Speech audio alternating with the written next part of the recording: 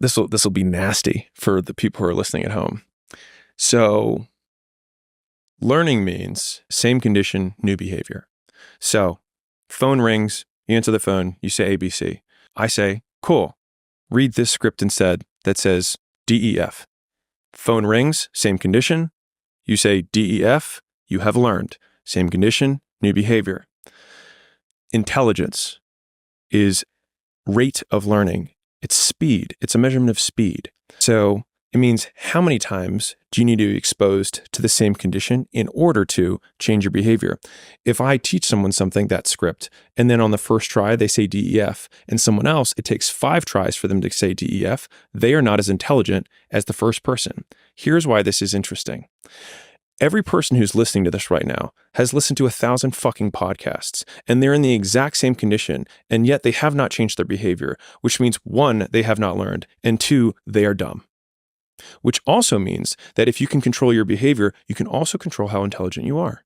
And so if you want to be a smart cookie, then it means that you just decrease the amount of times that you do not change your behavior under the same conditions.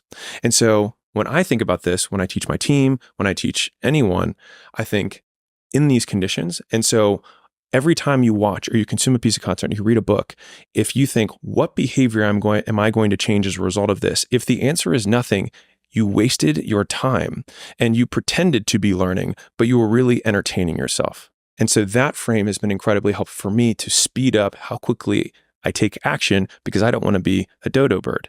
So that's two different ones, learning and intelligence. One that I've been thinking a lot about with Dr. K and I, we go back and forth, is motivation. So I'll tell you a story and then I'll bring it up, I'll bring it around. So I was at an event and a young lady said, Alex, can you just give me 60 seconds of motivation?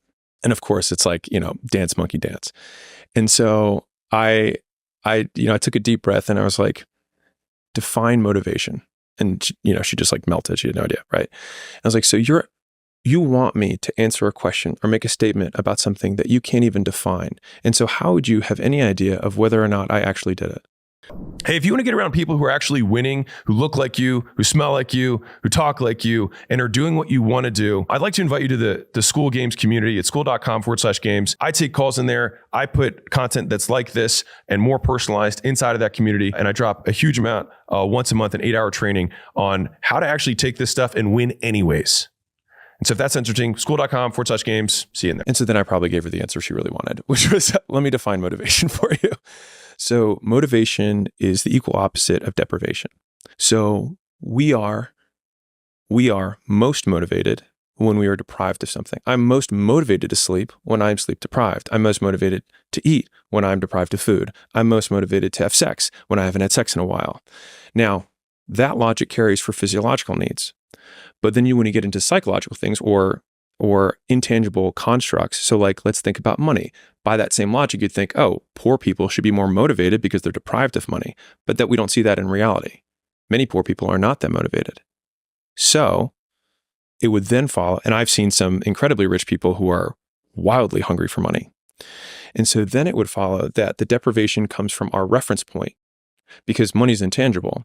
And so it's how much do we perceive our deprivation around money? And so if all of my friends are billionaires and I'm worth $100 million, then I have a $900 million deficit that I have to come up. I'm $900 million poorer than the person who just is at $5,000 a month who wants to make $10,000 a month. I'm more motivated to make money than they are because I'm more deprived of it.